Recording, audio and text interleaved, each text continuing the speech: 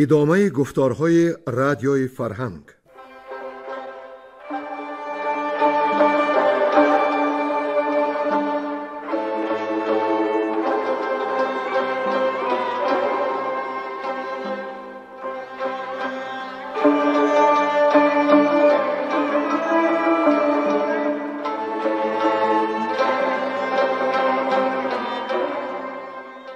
بسا رنج بردم در این سال سی، عجم زنده کردم بدین پارسی. بسا رنج بردم در این سال سی، عجم زنده کردم بدین پارسی.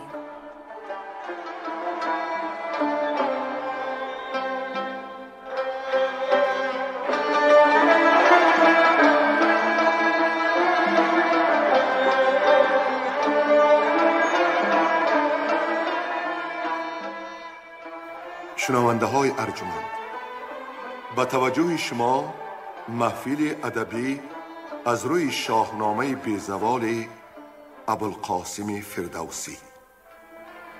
صدر محفل نظام قاسم.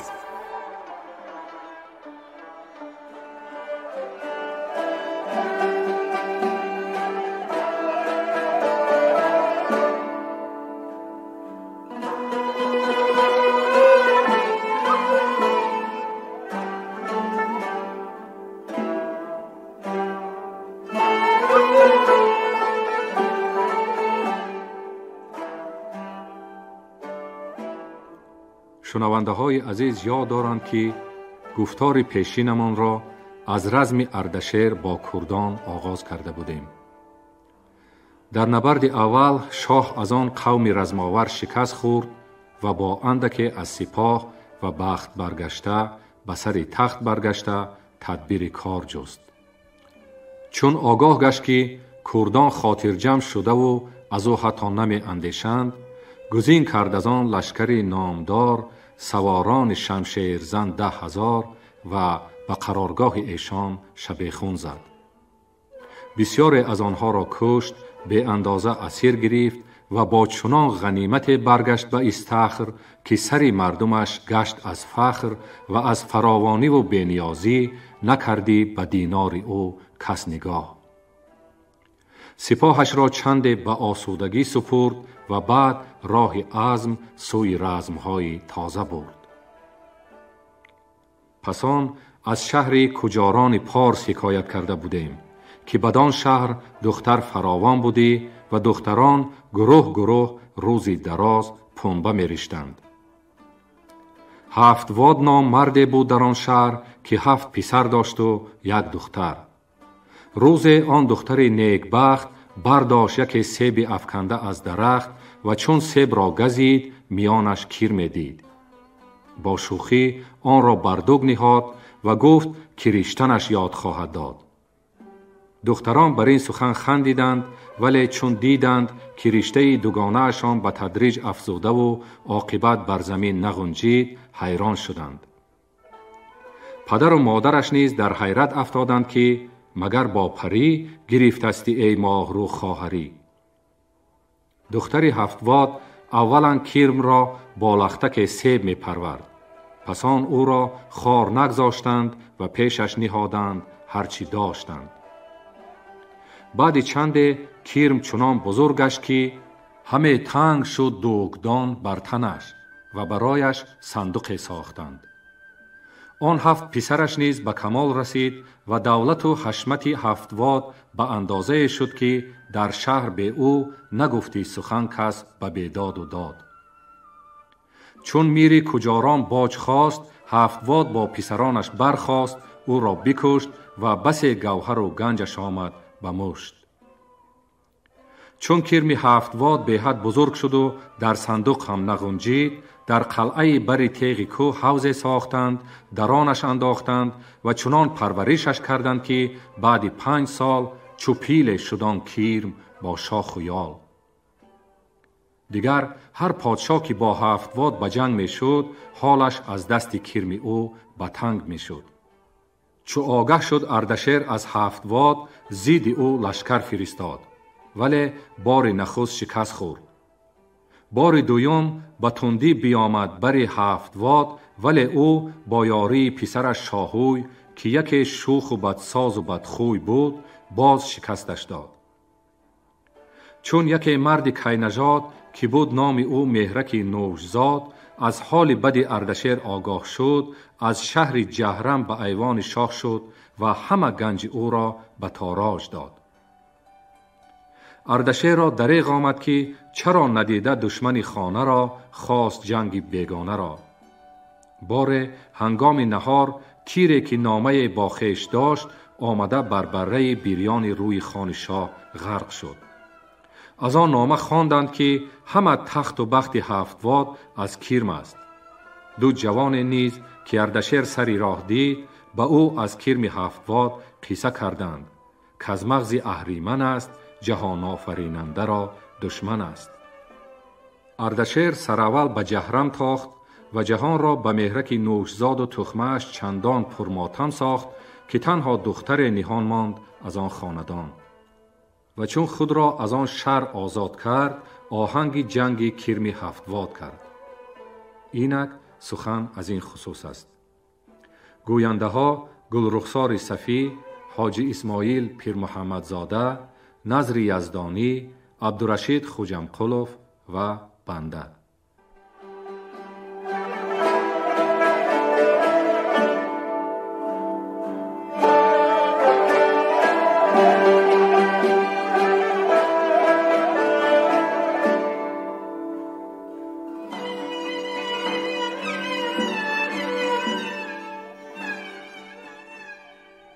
کشتن اردشیر کیرم هفتواد را.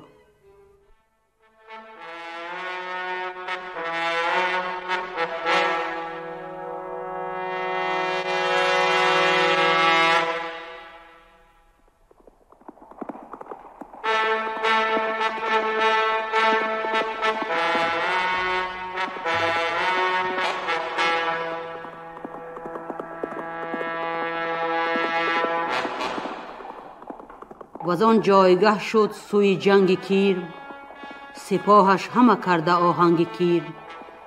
بیاورد لشکر 12,000، جهان دیده و کار کرده سوار. پراکنده لشکر چو شد هم گروه، بیاوردشان تا میان دو کوه. یکی مرد بود نام او شهرگیر، خردمند و سالار شاه اردشیر. چنین گفت پس شاه با پهلوان که ایدر همی باش روشن روان. شب و روز کرده طلایه به پای، سواران با دانش و رهنمای. همان دیدبان دار و هم پاسبان، نگهبان لشکر به روز و شبان. من اکنون بسازم یکی کیمیا، چو اسفندیار آنکه بودم نیا. اگر دیدبان دود بیند بروز، شب آتش چو خورشید گیتی فروز. بدانید کامد بسر کار کیرم، گذشت اختر و روز بازار کیر. گزین کرد از آن مهتران 7 مرد، دلیران و شیران روز نبرد. هر آن کس که بودی هم آواز اوی، نگفتی به باد هوا راز اوی. بسی گوهر از گنج بگزید نیز، چو دیبا و دینار و هر گونه چیز. به چشم خرد چیز ناچیز کرد، 2 صندوق پرسرب و ارزیز کرد. یکی دیگ رویین به بار اندرون، که استاد بود و به کار اندرون. چو زان گونه نیرنگ ها کرد راست، ز سالار آخر خر 10 بخواست. چو خربندگان جامه های گلیم، بپوشید و بارش هم از زر و سیم. همی شد خلیده دل و راه جوی، ز لشکر سوی دیژ نهادند روی. همان روستایی 2 مرد جوان، که بودند روز ورا میزبان. از آن انجمن برد با خویشتن، که هم دوست بودند و هم رایزن. چو از راه نزدیک آن دیژ شدند، ببردند بر کوه و دم برزدند. پرستنده کیرم بود 60 مرد. نپرداختی یک تن از کار کرد. نگه کرد یک تن با آواز گفت که صندوق را چیست اندر نهفت. چنین داد پاسخ بدو شهریار که هر گونه چیز دارم به بار. ز پیرایه و جامه و سیم و زر، ز دیبا و دینار و خز و گوهر، که بازارگان خراسانیم، برنج اندرون بی‌تن آسانیم. بس خواسته دارم از بخت کیرم، کنون آمدم شاد تا تخت کیرم. اگر بر پرستیش فزایم سزاست، که از بخت او کار من گشت راست. پرستنده کیرم بگشاد راز، همانگه در دیژ کشادند باز. خروبارش آورد اندر حصار، بیاراست دکان همین نامدار. سری بار بگشاد زود اردشیر، ببخشید چیزی که بود ناگزیر. یکی سفره پیشی پرستندگان، بگسترد برسانی خربندگان. ز صندوق بگشاد بند و کلید، برآورد و پر کرد جام نبید. هر آن کس که زی کیرم کردی خوریش، ز شیر و گرنج آمدش پروریش. بپیچید گردن زی جام نبید، که نوبت بودش جای مستی ندید. چو بشنید بر پای جست اردشیر، که با من فراوان گرنج است و شیر. به دستوری سرپرستان 3 روز، مرو را بخوردن منم دلفروز. مگر من شوم در جهان شهره، مرا باشد از اخترش بهره. شما می گسارید با من 3 روز، 4م چو خورشید گیتی فروز. برآید یکی کلبه سازم فراخ، سری طاق برتر ز دیوار کاخ. فروشندم هم خریدار جوی، فزاید مرا نزد کیرم آبروی. برآمد همه کام او زان سخن، بگفتند کو را پرستش تو کن. برآورد خربنده هر گونه رنگ، پرستنده بنشست با می به چنگ. بخوردند چیزی و مستان شدند، پرستندگان می پرستان شدند. چو از جام می سوس چون شد زبان، بیامد جهاندار با میزبان. بیاورد ارزیز و رویین لوید، برافروخت آتش بر روزی سپید. چو آن کیرم را بود گاه خوریش، از ارزیزی جوشان بودش پروریش. زبانش برون کرده همرنگ سنج، بران سان که از پیش خوردی گرنج. فرو ریخت ارزیز مردی جوان، به حوض اندرون کیرم شد ناتوان. طراقی برآمد ز حلقوم اوی، که لرزان شد آن کنده و بوم اوی. بشد با جوانان چو باد اردشیر، ببردند شمشیر و کوپال و تیر. پرستندگان آنکه بودند مست، یکی زنده از دست ایشان نجست. برانگیخت زین بام دیژ تیره دود، دلیری به سالار لشکر نمود. دوان دیدبان شد سوی شهرگیر، که پیروزگر گشت شاه اردشیر. بیامد سبک پهلوان سپاه، بیاورد لشکر به نزدیک شاه.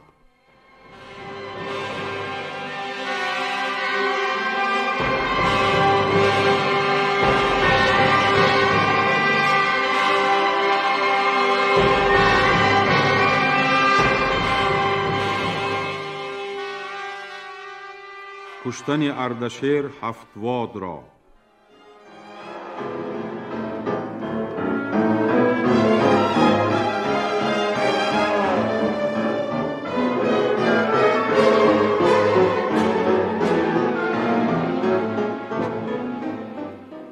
چو آگاه شد زان سخن هفتواد، دلش گشت پر درد و لب پر ز باد. بیامد که دیژ را کند خواستار، بران باره بر شد دمان شهریار. بکوشید چند نیامد سود، که بر باره دیژ پی شیر بود. وزان روی لشکر بیامد چو کوه، بماندند با داغ و درد آن گروه. چنین گفت از آن باره شاه اردشیر که بفراز جنگ ای یلی شهرگیر. اگر گم شود زین میان هفت باد، نماند به چنگ تو جز رنج و باد. که من کیرم را دادم ارزیز گرم، شدان دولت و رفتنی تیز نرم. شنید آن همه لشکر آواز شاه، بسر برنهادند زاهن کلاه. از آن دل گرفتند ایرانیان، ببستند از بحر کینه میان. سوی لشکری کیرم برگشت باد، گرفتار شد در زمان هفت واد. همان نیز شاهوی عیار اوی، که مهتر پسر بود و سالار اوی.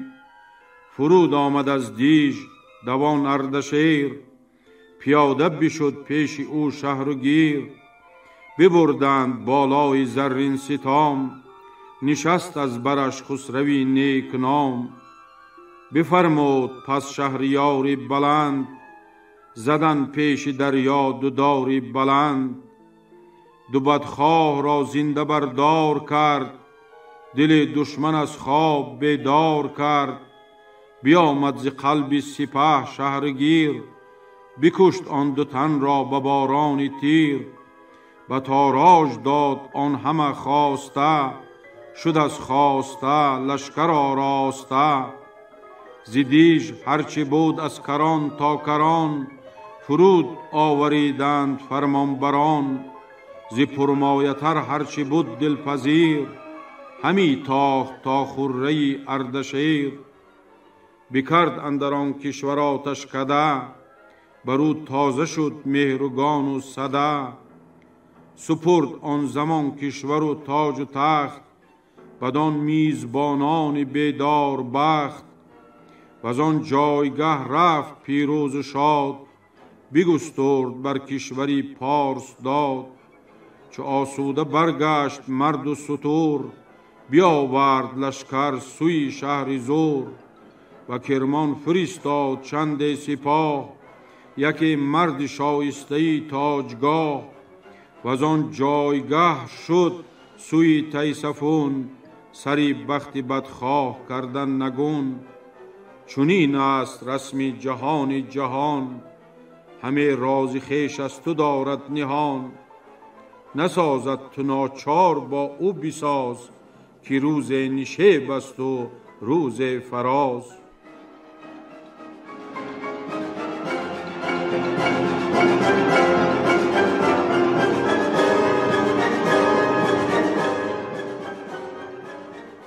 پادشاهی ساسانیان.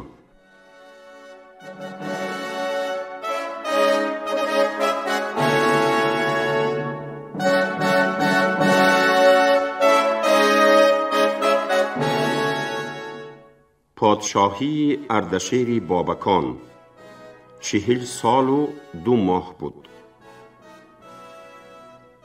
بر تخت نشستن اردشیر.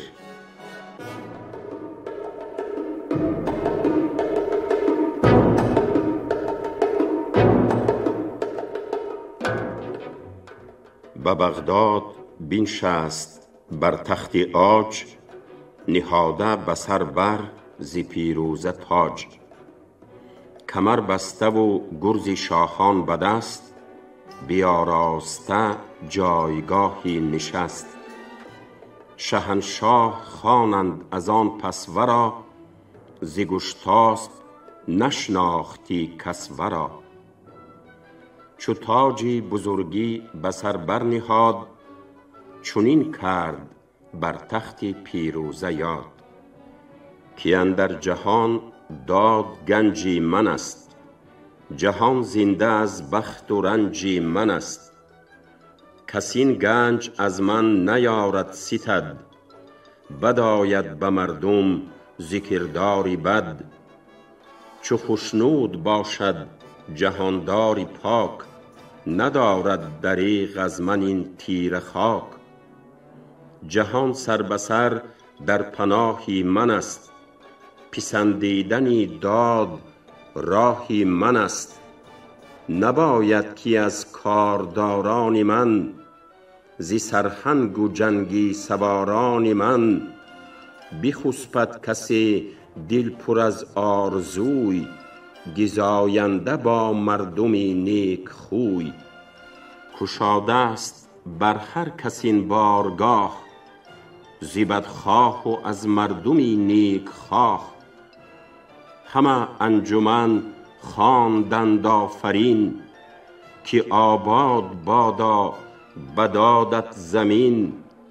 فرستاد بر هر سوی لشکری، که تا هر کی باشد ز دشمن سری.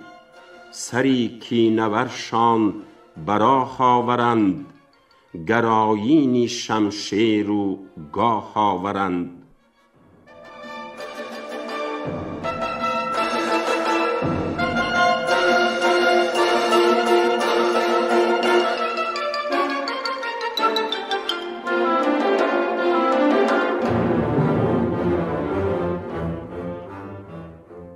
سرگذشت اردشیر با دختر اردوان.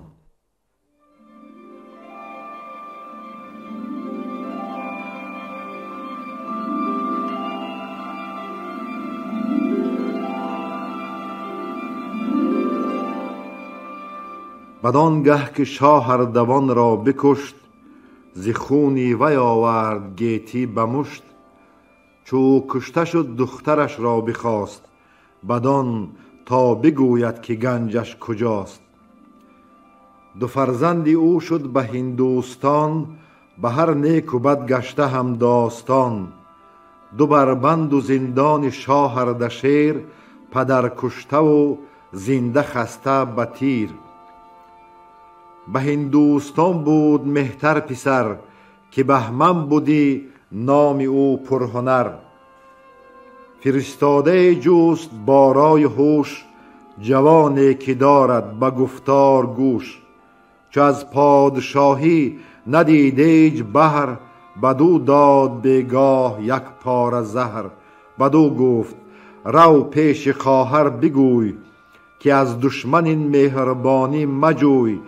تو را دو برادر به هندوستان، برنج و بلا گشته هم داستان. دو آنجا به زندان شاه اندرون، دو دیده پر از آب و دل پر ز خون. تو از ما گسسته بدین گونه مهر، پسندد چنین کردگاری سپهر. چه خواهی که بانوی ایران شوی، به گیتی پسندی دلیران شوی. هلاهل چنین زهر هندی بگیر، به کار آر یک باره بر اردشیر. فرستاده آمد به هنگام شام، به دخت گرامی بداد این پیام. ورا جان و دل بر برادر بسوخت، به کردار آتش دلش برفروخت. ز دارنده بستود گرانمایه زهر، بدان بود که بردارد از کام بهر. چنان بود که یک روز شاه اردشیر، به نخچیر بگشاد بر گور تیر. چو بگذشت نیمه ز روز دراز، سپهبد ز نخچیرگه گشت باز. سوی دختر اردوان شد ز راه، دوان ماه چهره بشد نزد شاه.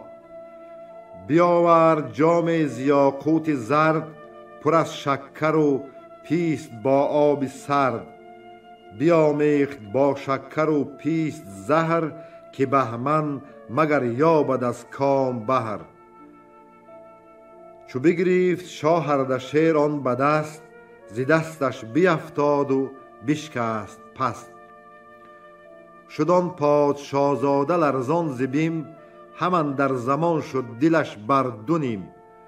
جهاندار از آن لرزه شد بدگمان، پراندیشه از گردشی آسمان.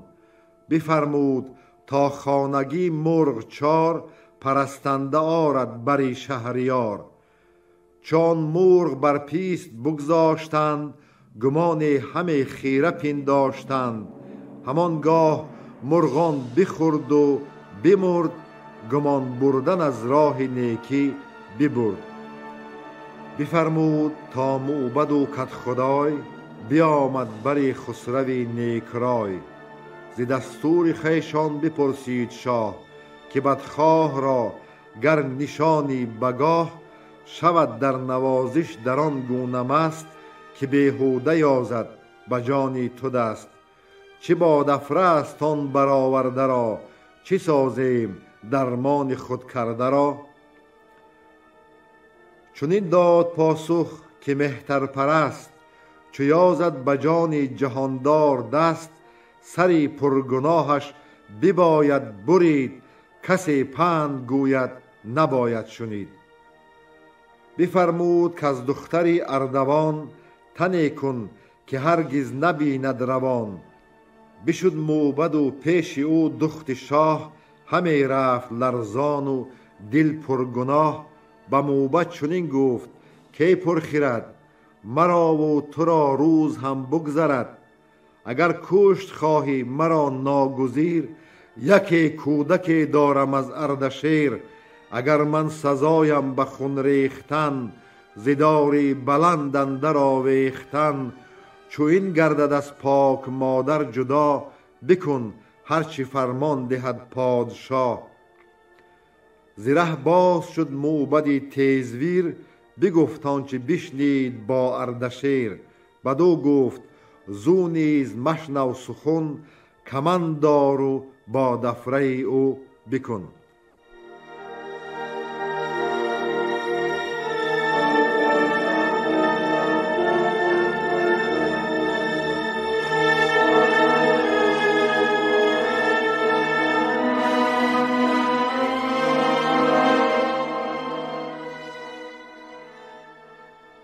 زادن شاپور اردشیر.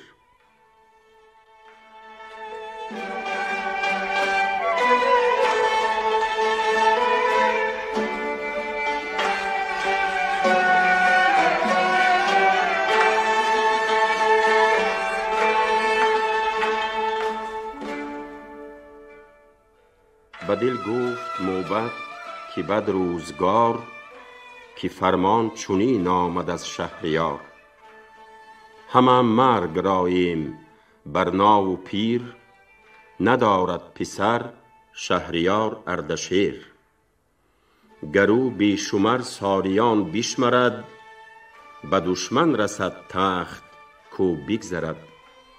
همان به کز این کاری ناسودمند، به مردی یکی رای سازم بلند. ز کشتن رهانم من این ماه را، مگر زین پشیمان کنم شاه را. هر آنگه کزو بچه آید جدا، بجای آرمین کینه پادشاه. نه کاریست کز دل همی بگذرد، خردمند باشم به از بی خرد. بیاراست جای به ایوان خیش، که دارد ورا چون تن و جان خیش. بدل گفت اگر هیچ بادی هوا، ببیند ورا من ندارم روا. پس اندیشه کرد آن که دشمن بس است، گمانی بد و نیک با هر کس است.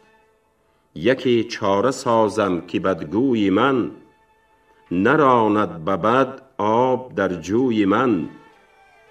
بجای شد و خایه ببرید پست، برو داغ و دارو نهاد و ببست. به خایه نمک بر پراکند زود، به حقه در افکند برسان دود. همان در زمان حقه را مهر کرد، بیامد خروشان و رخساره زرد. به فرمانبران گفت مهد آورید، چو تیره شود نزد شاه هم برید. چنان هم ورا زار برداشتند، به مهد اندرون تیز بگذاشتند. به موبد چنین گفت شاه اردشیر، که چهره چرا کرده ای چون زریر. چنین داد پاسوخ کزان کار کرد، دلم گشت پر درد و رخساره زرد. نهادند بر پیش تختی بلند. همان حقه در دست با مهر و بند. چنین گفت با شاه کین زینهار، سپارد به گنجور خود شهریار. نبشته بدان حقه تاریخی آن، پدیدار کرده پی و بیخی آن.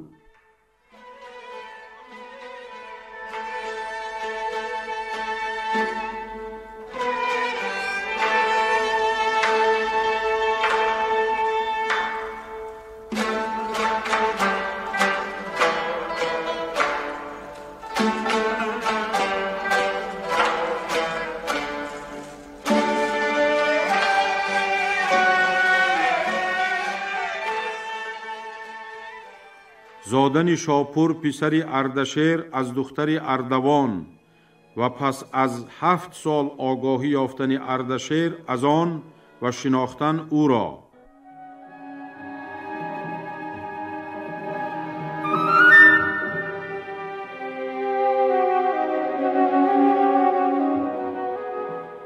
چو هنگامه زادن آمد فراز، از آن کار برباد نگشاد راز.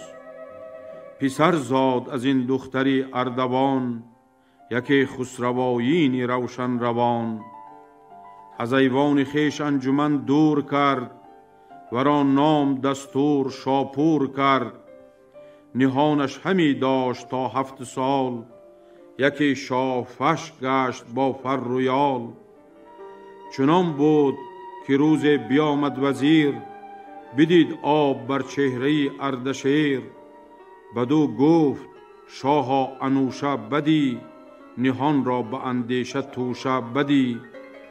زگیتی همه کام دل یافتی، سری دشمن از تخت برتافتی. کنون گاه شادی و می خوردن است، نه هنگام اندیشه پروردن است.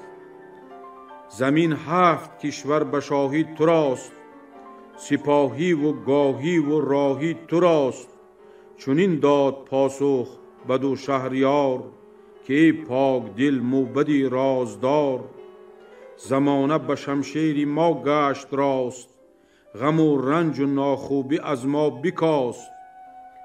مرا سال بر 51 رسید، ز کافور شد مشک و گل ناپدید. پسر بایدی پیشم اکنون به پای، دلارا و نیرو دیه و رهنمای. پدر بی پسر چون پسر بی پدر، که بیگانه او را نگیرد ببر. پس از من به دشمن رسد تاج و گنج، مرا خاک سود آید از درد و رنج. به دل گفت بیدار مردی کهن، که آمد کنون روزگاری سخن. بدو گفت که شاهی کهتر نواز، جوان مرد و روشن دل و سرفراز. گریدون کیابم بجان زینهار، من این رنج بردارم از شهریار. بدو گفت شاه ای خردمند مرد، چرا بایدم جان تو رنجه کرد؟ بگو آنچه دانی و بفزای نیز، ز گفتی خردمند برتر چی چیز؟ چنین داد پاسخ بدو کدخدای، که شاهی روشن دل و پاک رای. یکی حقه بود نزد گنجور شاه، سزدگر که خواهد کنون پیشگاه. به گنجور گفت آنکه او زینهار، ترا داد آمد کنون خواستار. بدو باز ده تا ببینم که چیست، مگر من نباید به اندیشه زیست. بیاورد پس حقه گنجور اوی، سپرد آنکه بیستود ز دستور اوی. بدو گفت کان خون گرم من است، بریده زبون باز شرم من است. سپرده به من دختری اردوان، که تا باز خواهی تنش بیروان. نکشتم که فرزند بود در نهان، بترسیدم از کیردگار جهان. نجستم به فرمانت آزرم خویش، بریدم همان در زمان شرم خویش. بدان تا کسی بد نگوید مرا، و دریای تهمت نشوید مرا. کنون 7 سال از شاپوری تو، که زیبد بدان سال دستوری تو. چنون است فرزند یک شاه را، نماند مگر بر فلک ماه را. بران نام شاپور کردم به مهر، که از بخت او شاد بادا سپهر. همان مادرش نیز با او بجای، جهان جوی فرزند را رهنمای. بدو ماند شاه جهان در شگفت، وزان کودک اندیشه ها برگرفت. وزان پس چنین گفت با کدخدای، که ای مردی روشندلی پاک رای. پس رنج برداشتی زین سخن، نمانم که رنجی تو گردد کهن. کنون 100 پسر گیر همسال او، به بالا و چهر و بر و یال او. همان جامه پوشیده با او به هم، نباید که چیزی بود بیش و کم. همه کودکان را به چوگان فریست، بیارای گوی و به میدان فریست. چو یک دشت کودک بود خوب چهر، بپیچد ز فرزند جانم به مهر. بران راستی دل گواهی دهد، مرا با پسر آشنایی دهد.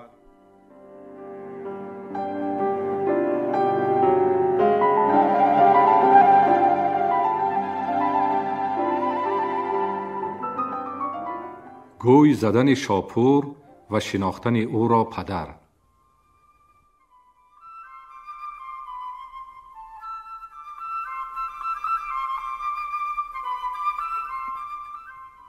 بیامد به شبگیر دستور شاه، ببردان همه کودکان را بگاه. با یک جامه و چهر و بالا یکی، که پیدا نبود این از آن اندکی. به میدان تو گفتی یکی سور بود، میان اندرون شاه شاپور بود. چو کودک به زخم اندر آورد روی، فزونی همه جوست هر یک بگوی. بیامد به میدان خویش اردشیر، تن چند از آن ویژگان ناگزیر. نگه کرد و چون کودکان را بدید، یک باد سرد از جگر برکشید. به انگشت بینمود با کدخدای، که اینک مگر اردشیری بجای. بدو راهبر گفت ای پادشاه، دلت شد به فرزندی او گواه. یکی بنده را گفت شاه اردشیر، که ای مرد بینادل و یادگیر. همه باش با کودکان تازه روی، به چوگان به پیشی من انداز گوی. از آن کودکان آن که آید دلیر، میان سواران به کردار شیر. ز دیدار من گوی بیرون برد، از آن انجمن کس به کس نشمرد. بود بیگمان پاک فرزند من، ز تخم و بر و یال و پیوند من. به فرمان بشد بنده شهریار، بزد گوی و افکند پیشی سوار. دوان کودکان از پس او چو تیر، چو گشتند نزدیک با اردشیر. بماندند ناکام بر جای خویش، بیامد همانگاه شاپور پیش. ز پیشی پدر گوی بیر بود و برد، چو شد دورتر کودکان را سپرد. ز شادی چنان شد دل اردشیر، که گردد جوان مردمی گشته پیر. سوارانش از خاک برداشتند، همه دست بر دست بگذاشتند. شهنشاه از آن پس گرفتش به بر، همه آفرین خواند بر دادگر. سر و چشم و رویش ببوسید و گفت، که چون این شگفتی نشاید نهفت. به دل هرگز این یاد نگذاشتم، که این را همه کشته پنداشتم. چو یزدان همه شهریاری فزود، ز من در جهان یادگاری نمود. ز فرمان او بر نیابی گذر، وگر برتر آری ز خورشید سر. گوهر خواست از گنج و دینار خواست، گرانمایه یاقوت بسیار خواست. برو زر و گوهر همه ریختند، زبر مشک و عنبر همه بیختند. ز دینار شد تارکش ناپدید، ز گوهر کسی چهره او ندید. به دستور بر نیز گوهر فشاند، به کرسی زرپیکرش برنشاند. ببخشید چندان ورا خواسته، که شد کاخ و ایوانش آراسته. بفرمود تا دختر اردوان، به ایوان شود شاد و روشن روان. ببخشید کرده گناهی ورا، ز زنگار بیزدود ماهی ورا. بیاورد فرهنگیان را ز شهر، کسی کش ز فرزانگی بود بهر. نبشتن بیاموختش پهلوی، نشستی سرافرازی و خسروی. همان جنگ را گیرد کردن اینان، ز بالا به دشمن نمودن سینان. ز می خوردن و بخشش و کار بزم، سپه بستن و کوشش و کار رزم.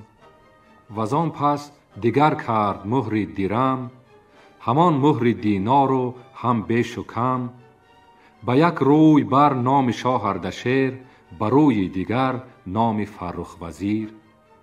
گرانمایه بود نام دستور شاه، جهان دیده مردی نماینده راه. نبشتند برنامه ها همچنین، بدو داد فرمان مهر و نگین.